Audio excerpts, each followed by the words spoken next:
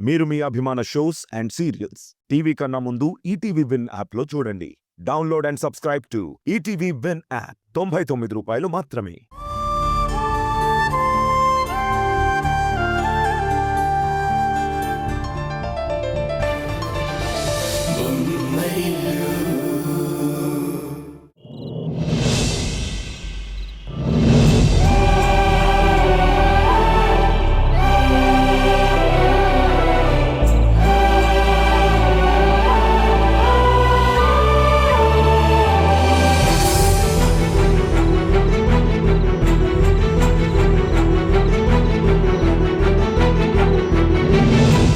ఏమైంది హారిక?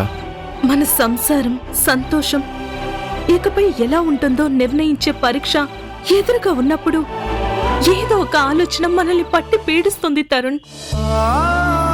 ఏం జరుగుతుందో అని భయపడే బదులు అంతా మంచే జరుగుతుంది అని అనుకోవచ్చు కదా. అక్కడ నిర్ణయం తీసుకునేది మామూలు మనిషి అయితే నేను కూడా మామూలుగానే ఉండేదాన్ని. కానీ ఇక్కడ నిర్ణయాలు తీసుకునేది నీ అంతలా పాలించేది మీ అమ్మగారు. నువ్వు మరీ అవసరానికి మించి అనవసరమైన ఆలోచనలు చేస్తున్నావు హారిక. సరే, నా గురించి వద్దులే. అత్తయ్య గారు ఏమంటారంటావు? ఏ నిర్ణయం తీసుకుంటారంటావు? చూడు హారిక, జరిగింది నువ్వు కావాలని చేయలేదని నాకు తెలుసు. తప్పనిసరి పరిస్థితుల్లో చేయాల్సి వచ్చిందని కూడా నాకు తెలుసు. అది అమ్మకు కూడా అర్థమవుతుందని ఆశిద్దాం. అమ్మ నిన్ను క్షమించి ఇంట్లోనే ఉండమని అంటుందని నా నమ్మకం. మీ అమ్మగారి మాటల్లో నాకది కనిపించడం లేదు. ఈ ఇంట్లో ఉండమని చెప్తారు అని నాకు నమ్మకం రావట్లేదు తరుణ్. హారిక, అమ్మ ఏ నిర్ణయం తీసుకున్నా ఎదురు చెప్పే ధైర్యం నాకు లేదు. అలాగని తప్పు నీదే అని ఒప్పుకునే స్థితిలో కూడా నేను లేను. అమ్మ ఎలాంటి నిర్ణయం తీసుకున్నా కట్టుబడి ఉందాం. ఈసారి నిన్ను ఇంట్లోంచి పంపిస్తే నువ్వు ఒంటరిగా వెళ్ళవు. నేను కూడా నీ వెంటే ఈ ఇల్లు విడిచి వస్తాను. ఆనాడు రామయ్య వెంట సీతమ్మ వనవాసానికి నడిచి తన పతిభక్తి నిరూపించుకుంది. ఈనాడు నా భార్యకి తోడుగా నేను నడిచి నా పతిధర్మం నిరూపించుకుంటాను. ఇది నిజం హారిక. పుట్టబోయే మన బిడ్డ మీద ఒట్టేసి చెప్తున్నాను.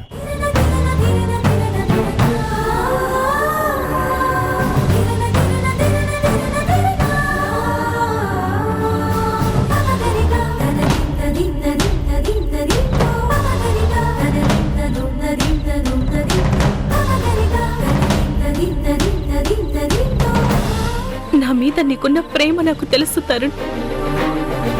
కానీ అది ఈ కుటుంబం నుండి నిన్ను వేరు చేస్తుంటే తట్టుకోలేకపోతున్నాను.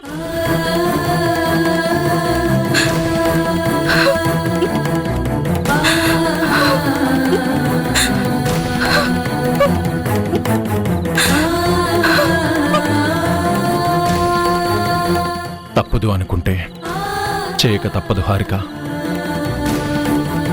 మన బిడ్డ కోసమైనా అమ్మ మనల్ని క్షమిస్తుందన్న నమ్మకం నాకుంది. ఒకవేళ అది జరగని పరిస్థితుల్లో నేను చేయాల్సింది నేను చేయక తప్పదు. నువ్వు బాధపడుకో.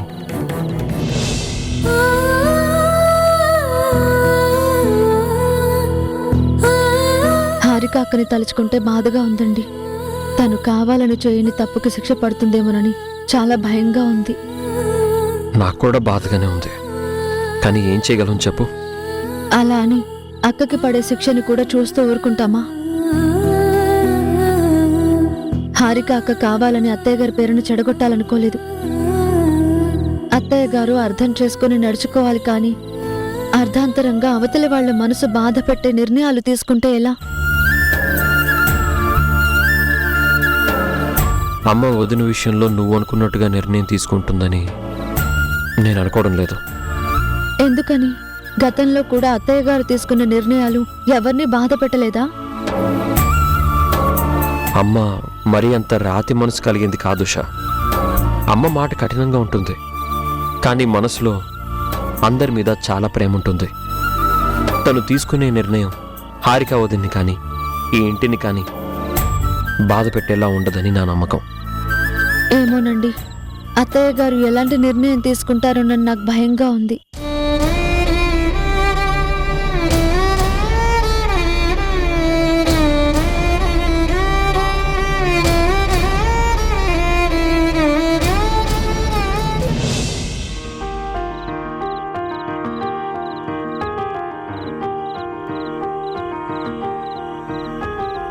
ఆశా పాసం బందీ చేసేలే సాగే కాలం ఆడే ఆటేలే తీరా తీరం సేరేలోగానే ఏ తీరవునో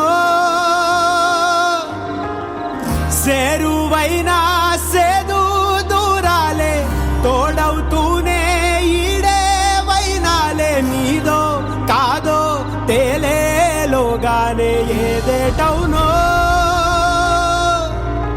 ఆటు పోటు గుండె మాటుల్లోనా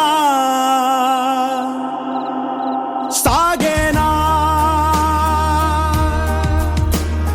నిండు పున్నమేళ మబ్బు కమ్ముకొచ్చి సింహ సీకటల్లిపోతుంటే నీ గమ్యం గందరగోళం దిక్కు తోచకుండా తల్లడిల్లిపోతూ పల్లటిల్లిపోయి నీ ఉంటే తీరేనా నీ ఆరాటం ఏ హేతువు నుదుటి రాతల్ని మార్చిందో నిశితంగా తెలిసేదెలా రేపేటవునో తేలాలంటే నీ ఉనికి ఉండాలిగా ఓ అటు పోటు గుండె మాటుల్లోనా సాగేరా తేరా నానే నానే నానే నా తేరా నానే నానే నానే నా తారా తారా తారే రా రా రే తారా రా రా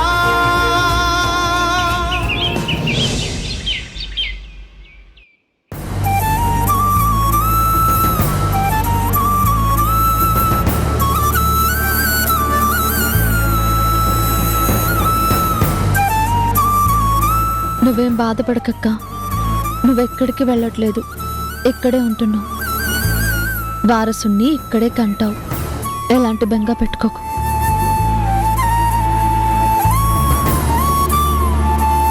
అయినా నువ్వెందుకు దిగులు పడుతున్నావు? ఈ ఇంట్లో ఒకరిద్దరు తప్ప అందరూ నీ వెనకే నిలబడతారు, నీ కోసమే ఆలోచిస్తూ ఉంటారు. మనుషుల విలువ, బంధాల విలువ తెలిసిన వాళ్ళెవ్వరూ నిన్ను వదులుకోరు.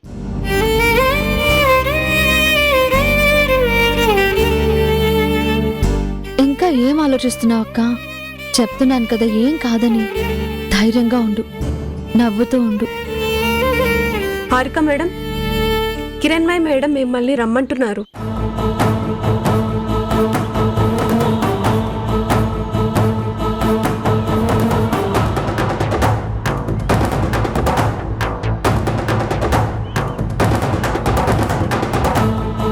చెప్పాను కదక్క, నువ్వెక్కడికి వెళ్ళవని. అత్తయ్య గారు నిన్ను తన రూమ్కి పిలిచి మాట్లాడాలనుకుంటున్నారు. అదే నిన్ను పంపించేయాలనుకుంటే అందరి ముందు తన నిర్ణయాన్ని చెప్పేవారు. కాబట్టి ఎలాంటి డౌట్ లేకుండా వెంటనే వెళ్ళు. నిన్నిక్కడే ఉండమంటారు, చూడు.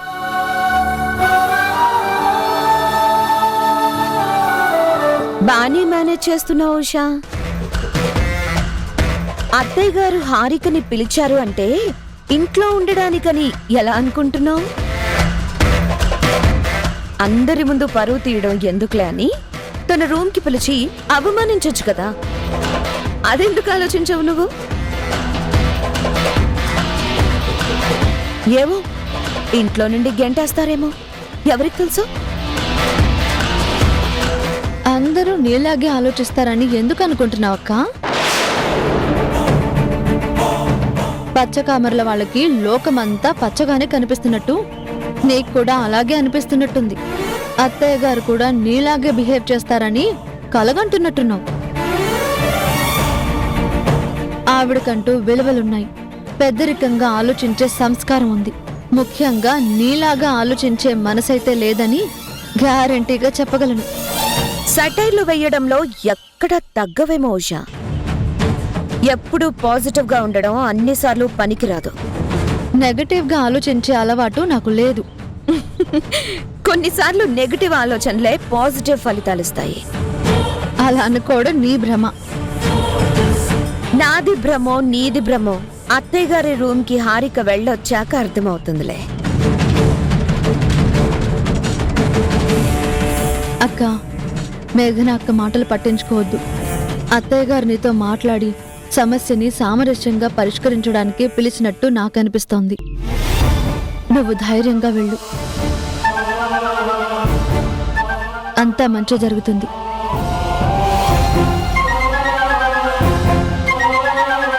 నీకు ఓవర్ కాన్ఫిడెన్స్ ఎక్కువైనట్టుంది ఉషా. కాస్త తగ్గించుకుంటే నీకే మంచిది. ఓవర్ చేసే అలవాటు లేదు, కాన్ఫిడెన్స్ లేకుండా ఉండే అలవాటు అంతకన్నా లేదు. నా గురించి మరీ ఎక్కువ ఆలోచించి మనసు పాడు చేసుకోకు, ఆరోగ్యం చెడిపోతుంది.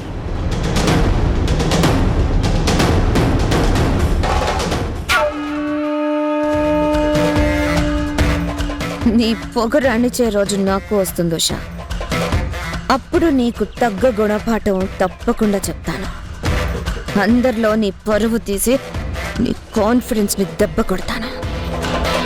చూస్తాను అప్పుడు ఏం చేస్తావని.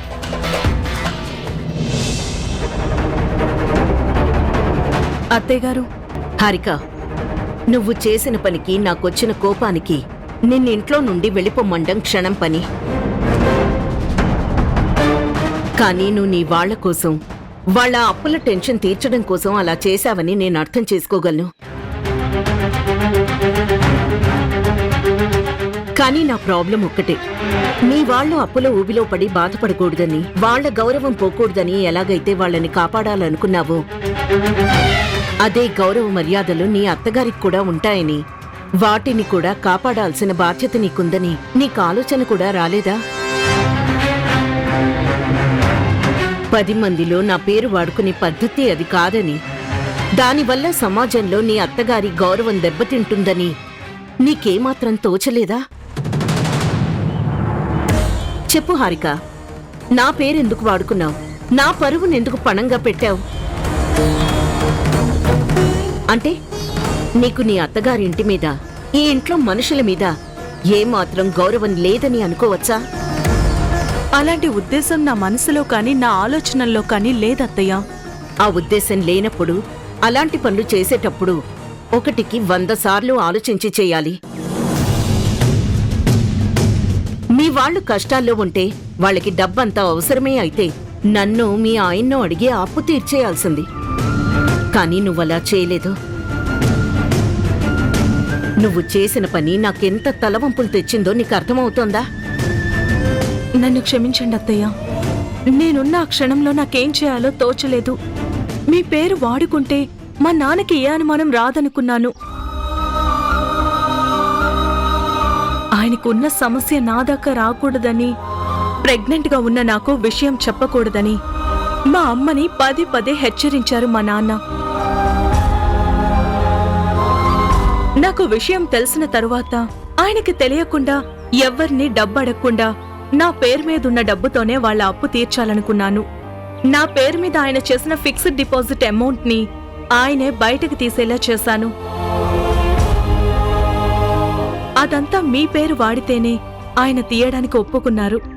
వాళ్ళున్న పరిస్థితుల్లో పుట్టింటికి కాకుండా అత్తింటికి సహాయం చేస్తున్నానని బాధపడకుండా నన్ను చాలా మెచ్చుకున్నారు. కేవలం అందుకోసమే మీ పేరు వాడుకున్నాను తప్ప మీ పేరు చెడగొట్టాలని కాదత్తయ్య గారు. మీ పరువు తీయాలనే ఉద్దేశం ఈ ఇంటి కోడలుగా నాకు ఎప్పటికీ ఉండదు. నువ్వు చేసిన తప్పు నుండి నిన్ను కాపాడింది నీ కడుపులో పెరుగుతున్న ఈ ఇంటి వారసుడే అని తెలుసుకో. ఇంకొక్కసారి ఇలాంటి తప్పులు మళ్ళీ మళ్ళీ రిపీట్ అయితే ఊరుకోను. డబ్బు కోసమో వేరే ఏదైనా ఇంకొక సమస్య కోసమో ఈ ఇంటి పరువు తీసే ప్రయత్నం మళ్ళీ జరిగితే మాత్రం నా ప్రవర్తన ఇంత సున్నితంగా ఉండదు. అర్థమైందా? అర్థమైంది అత్తయ్య గారు. ఇంకెప్పుడు ఇలాంటి తప్పును చెయ్యను, చెయ్యాలనే ఆలోచన కూడా రానివ్వను. మనం చేసే పనులే మన పిల్లలకి పాఠాలవుతాయి. మన నడవడికే పిల్లలకు తొలి మార్గంగా కనిపిస్తుంది. మనం మంచిగా ప్రవర్తిస్తేనే వాళ్ళని మంచి దారిలో పెట్టగలము. వాళ్ళకి మంచి చెడుల వ్యత్యాసం నేర్పించగలము.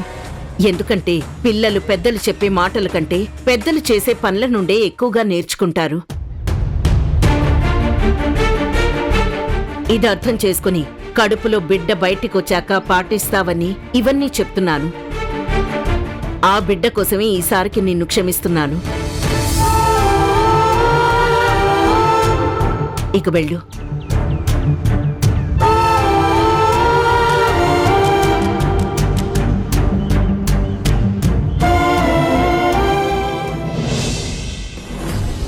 అక్క అంతా ఓకే కదా?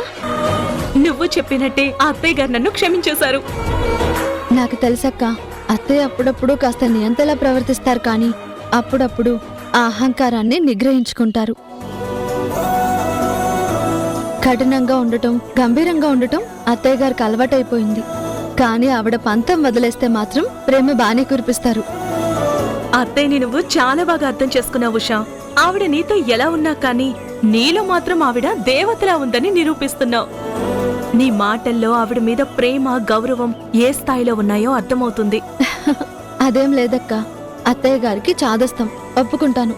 ఇప్పుడిప్పుడే ఆ చాదస్తం కూడా వదిలిపెట్టి బయటికి వస్తున్నారేమో అనిపిస్తుంది. కొంచెం కొంచెం ఆవిడ మనసు కూడా మారుతుందేమో అనిపిస్తుంది.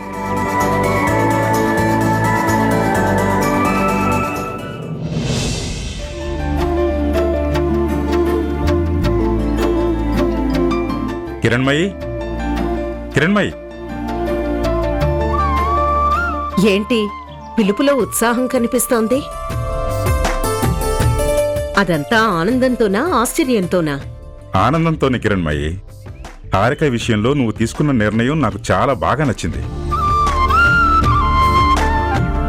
నీ అధికారం ఏంటో చాలా హుందాగా చూపించావంట కదా. నీ పెద్దరికంలో పెద్ద మనసు చాటుకున్నావట కదా. కోపంలో బద్దలయ్యే అగ్నిపర్వతంలో ఉండే నీలో మంచితనంలో చల్లని మంచు శిఖరం దర్శనమిచ్చిందంట. ఏంటి తెగ పొగిడేస్తున్నారు? అయినా ఈ విషయాలన్నీ మీకెలా తెలుసు? ఎవరు చెప్పారు? ఎలా తెలుసు, ఎవరు చెప్పారు ఇవి కాదు ముఖ్యం. నీలో దాగిన ఆ ముత్యం లాంటి మనసు బయటపడటం, అది గొప్ప విషయం. చాలు ఇంక పొగిడింది.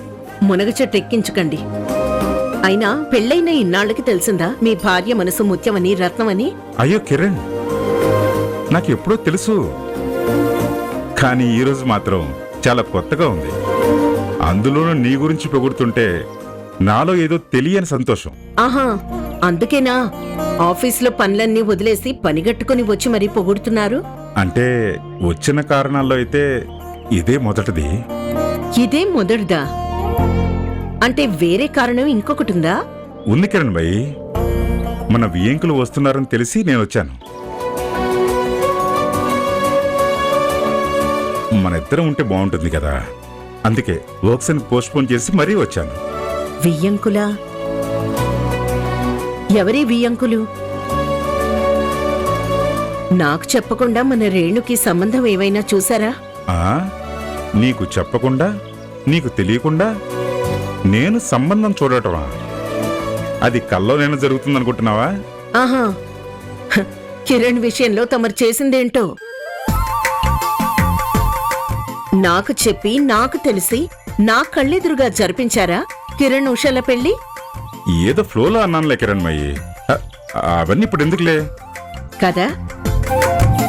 అయితే అసలు విషయం చెప్పండి, ఎవరొస్తున్నారు? ఇంకెవరు, హారిక వాళ్ళ అమ్మా నాన్న వస్తున్నారు. వాళ్ళెందుకు వస్తున్నారు? అదేంటి కిరణ్మయ్య అలా అంటావు? హారికను చూద్దామని వస్తున్నారు. ప్రపంచంలో కూతురు మీద వాళ్ళకి మాత్రమే ప్రేమున్నట్టు వాళ్ళేంటండి ఊరికే వచ్చేస్తారు? కిరణ్మయ్య, కడుపుతో ఉన్న బిడ్డను చూడటానికి, పలకరించడానికి తల్లిదండ్రులకి హద్దులు పద్దులు ఉంటాయా చెప్పు? ఏదో వాళ్ళ తృప్తి కోసం వస్తున్నారు. ఇదిగో ఇలానే కోపంగా చూడొద్దు, మాట్లాడొద్దు. ఇంతకన్నా నాకేం వద్దు. వస్తూనే పొగిడారంటేనే అర్థం చేసుకున్నాను ఇలాంటి కథ ఏదో ఉండే ఉంటుందని. సర్లే రానివ్వండి, పోయేదే ఉంది, చూసి వెళ్తారు. థ్యాంక్స్ కిరణ్మయి. నాకు తెలుస్తుంది కిరణ్మయి, నీలో మార్పు వస్తుందని. అది ఎందుకు వస్తుందో, ఎలా వస్తుందో, ఎవరి వల్ల వస్తుందో నాకైతే తెలియదు. కానీ ఎన్నడూ నీలో కలగని ఈ కొత్త మార్పులు చూస్తుంటే నాకు ఆనందం కలుగుతుంది. నాకింతకంటే కావాల్సింది ఈ లోకంలో వేరే ఏదీ లేదు. ఒకవేళ ఉన్నా అదేది నా కొద్దు కూడా.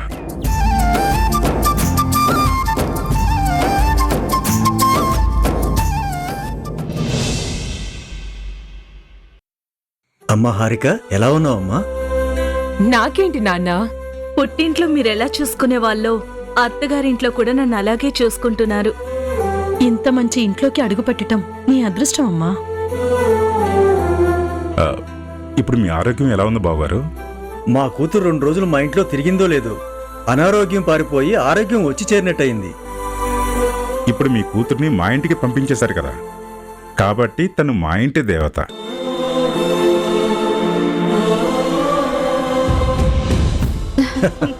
అమ్మా ఉషా, హారిక సంగతి నీకు తెలుసు కదా, సమయానికి తినదు, మందులు వేసుకోమంటే వినదు. నువ్వే తనని చూసుకోవాలి. అక్క విషయంలో మీరేం బెంగ పెట్టుకోకండి పిన్ని, నేను చూసుకుంటాను కదా. అవును చెల్లెమ్మ, సొంత చెల్లెలు కూడా ఉషాలా ఉండదేమో. వాళ్ళిద్దరూ తోడికోడళ్ల కంటే తోబుట్టులానే ఉంటారు. ఇలా చాలా తక్కువ మందికి కుదురుతుంది.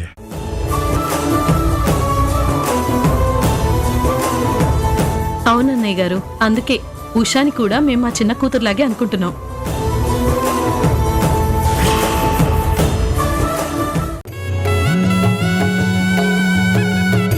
అదిగో వదిన వచ్చేస్తుంది.